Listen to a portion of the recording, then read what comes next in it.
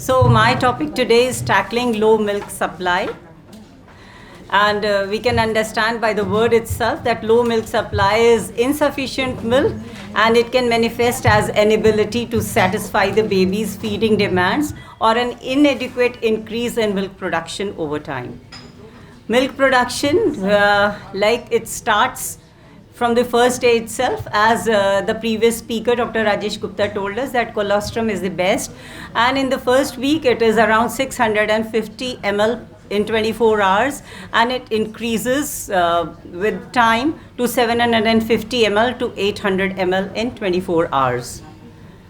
So why are we here? Why are we discussing insufficient milk production? Why? Because it happens for many reasons. The reasons may be that the first and the most important is delayed initiation of breastfeeding after birth. We heard from the previous lecture that in the first hour the baby's sucking is the best, and then it decreases, and then it resumes after 24 hours.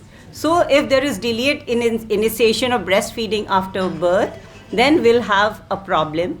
And then inadequate breastfeeding frequency or duration, poor latching or ineffective suckling by the baby. Poor latching is very, very important. The technique is very important. We need to teach the patient, especially the primary and the staff also, that the latching for the proper latching, the baby should hold the areola in the mouth, not just the nipple. Because we have seen most of the staff, they squeeze the nipple and start putting it in the mouth, or the inexperienced mother also does that.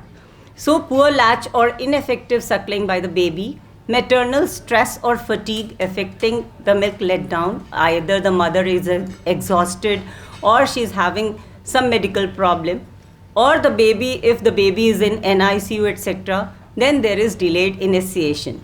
Hormonal imbalances such as thyroid issues or polycystic ovarian syndrome, they also affect the milk letdown, and maternal perception that milk production is less. So how do we identify insufficient milk production? If the baby is having less than 5 breastfeeding sessions in a day, if the baby is not gaining weight properly, and there are persistent hunger cues, the baby gives signals, the baby moves the head, the baby opens the mouth, starts putting the finger in the mouth, baby gives hints. Crying is the last thing which the baby does. So persistent hunger cues of the baby, insufficient wet or dirty diapers. We should keep on checking the diapers whether the baby is passing sufficient urine or not. Short or unsatisfying breastfeeding sessions, lack of audible swallowing sounds during feeds. That chup chup should be heard, and the slurping sound of milk going into the mouth should be heard. Then we are sure that the milk is sufficient. Then decreased breast fullness or firmness of the mother. So how do we address this problem? We should remember the importance and benefits of the golden hour in the breastfeeding. We heard that. Ensure frequent and effective breastfeeding at least 8 to 12 times per day. Optimize breastfeeding technique with proper latch and positioning, which is holding the areola of the mother in the mouth. Optimizing breastfeeding technique with proper latch and positioning. Consider consulting a lactation specialist or breastfeeding counselor for the support, and implement skin-to-skin contact and kangaroo care to enhance milk production hormones. That is, putting do not disturb board in the first hour. Practice breast massage and compression during feeds to stimulate milk flow. So what are the latch issues? Most important is inadequate positioning of the baby during breastfeeding. Most of the patients who deliver by cesarean section, there is always inadequate positioning, and the patient doesn't know, the relatives are scared, the staff is scared. So the proper training is very, very important. If the baby is having tongue tie or oral anatomy issues hindering the proper latch, micrognathia or something like that, maternal breast engorgement or flat and inverted nipples. So we identify the latch issues. We should Observe the poor latch, such as shallow attachment or clicking noises, infants' inability to sustain sucking or frequent detachment during feeds, and maternal discomfort or pain or nipple trauma during the breastfeeding. We should educate the mother on proper breastfeeding techniques and positioning, encourage skin-to-skin contact to facilitate a better latch response, assess for tongue tie or other oral abnormalities in the infant, provide nipple shields or breast pumps for temporary relief and assistance, and refer the mother to lactation consultants or for personalized support and guidance. The problem of breast engorgement is often seen. Breast engorgement in breastfeeding refers to the swelling and discomfort and pain experienced by a lactating mother when her breasts become overfilled with milk. It typically occurs within the first few days after childbirth when the milk comes in the excessive volume, and the main cause is the accumulation of milk in the breast when they haven't been emptied regularly. So here we can see a comparative picture of the two breasts. One is not engorged, the other one is engorged, and it is the lactiferous ducts and glands we can see dilated and full. So causes are accumulation of excessive milk, inadequate emptying of breast during feeding, and hormonal fluctuations postpartum leading to increased blood flow and milk production. Symptoms are that the breasts are swollen, painful and firm, skin appears shiny and tight, nipples are sore or flattened, and there is difficulty in latching due to breast hardness. How do we address this problem? We should encourage frequent breastfeeding or pumping to empty the breast. If the baby cannot take the milk properly, cannot latch properly, and the breast is too tight, we should squeeze out some milk and empty the breast. We should apply warm compresses to take warm showers before feeding to promote milk flow. Utilize hand expression or gentle massage during feeding to aid milk removal. Use of milk pumps and storage of breast milk. We should ensure proper latch to prevent nipple damage. Avoid tight-fitting bras or clothing that can further compress the breast, and monitor for the signs of mastitis such as fever or flu-like symptoms which may indicate infection. Sore nipples in breastfeeding refer to pain, tenderness or discomfort experienced by lactating mothers in the nipple and surrounding area during or after breastfeeding. And this condition is quite common, especially in the early stages of breastfeeding, and can have various causes. Here we can see various, the normal nipple, the first one, and in the end we can see the sore nipple. Reasons are improper latch causing friction and trauma to the nipples. If the baby is unable to take the milk properly and the baby is hungry, the baby gets irritated and at times presses the nipple with the gums, and this can cause the trauma and the soreness of nipple. Engorgement or inadequate milk removal leading to increased pressure on the nipples, and skin sensitivity or irritation due to hormonal changes postpartum. Symptoms are there: pain or tenderness in the nipples, especially during or after feeding, cracked, blistered or bleeding nipples, redness or inflammation around the nipple area. We should examine the nipples properly, ensure proper latch technique to minimize nipple trauma, use lanolin-based nipple creams or breast milk to soothe and moisturize the nipples, and apply cold compresses between feedings to reduce inflammation. A word of caution about lanolin-based nipple creams is that, although the companies who endorse such creams, they say that you need not clean them. But I would suggest it should be cleaned, because when I googled it, I saw that there are cases of lanolin poisoning also. So we should try and remove the lanolin, and we should try and avoid these creams, and so proper latching is very, very important. Mastitis is a condition characterized by inflammation of the breast tissue, typically caused by an infection. It commonly occurs in breastfeeding women, but can also affect those who are not breastfeeding, of course. So this is a picture of mastitis. You can see the redness. It can be non-infectious or infectious. It is lactational mastitis, and this type of mastitis is caused by milk stasis within the breast tissue, leading to inflammation. It often occurs due to ineffective milk removal, such as poor latch or infrequent feeding. Non-infectious mastitis typically does not require antibiotics and can be managed with improved breastfeeding techniques, frequent nursing or pumping, and adequate rest. Although it is very difficult to differentiate between a non-infectious mastitis and early infectious mastitis. So we should be cautious about it, and if the patient starts having symptoms, generalized symptoms like fever, high-grade fever, then we should consider it as infectious mastitis. This type of mastitis occurs when infectious one. This type of mastitis occurs when bacteria enters the breast tissue through cracks or fissures in the nipple, leading to infection and inflammation.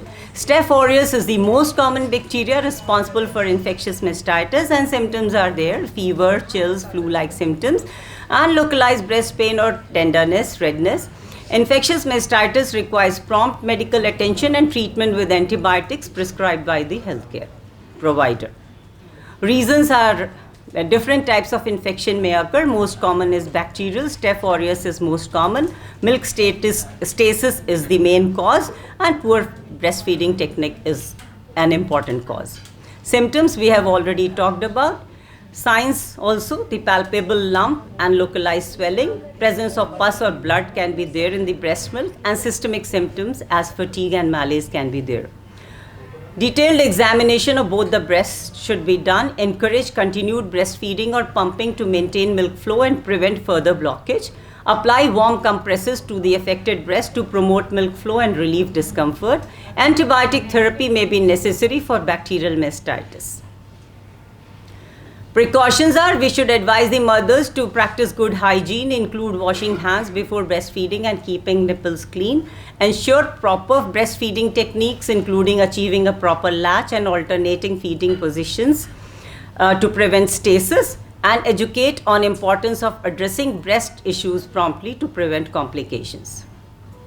So various positions are very, very important. Laid back position was shown by Dr. Rajesh Gupta. This is very commonly seen with the cesarean section babies. This is the natural position, can be used from the first breastfeeding, and it's a good choice for anyone, but it may be especially helpful in nursing a preemie, that is the premature babies, twins, or a baby that has difficulty to latch on.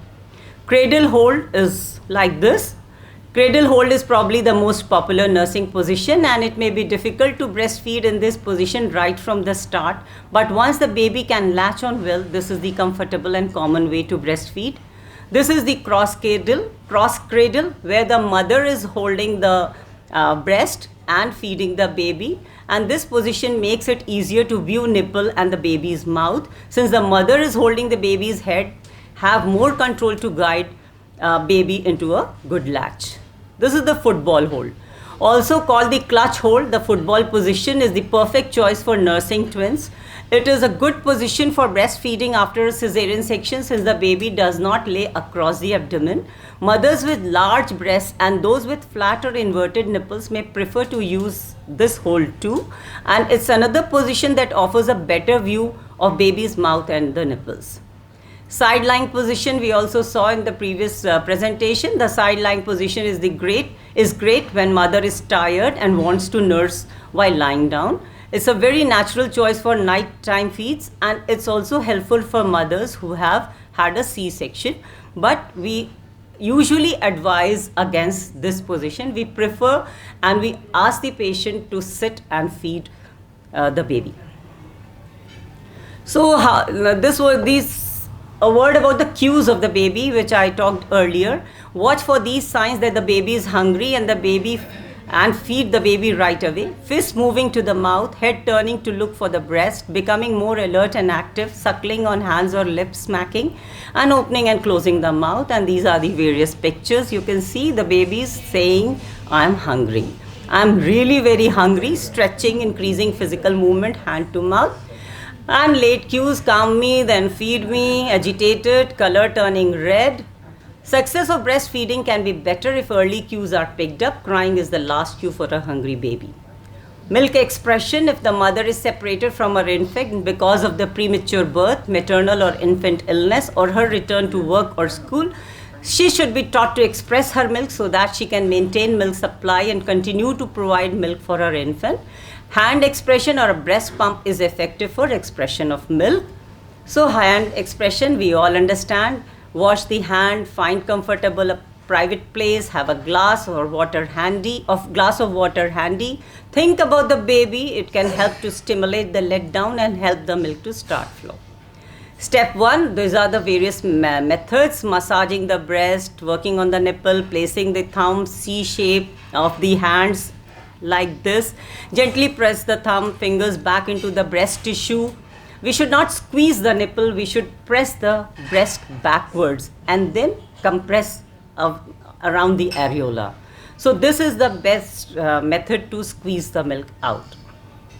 These are the various breast pumps: manual, electric, hospital grade and wearable. This was an information to me. I never knew about the wearable, the bra-like breast pumps which can be worn, and they are private and nobody can get to know.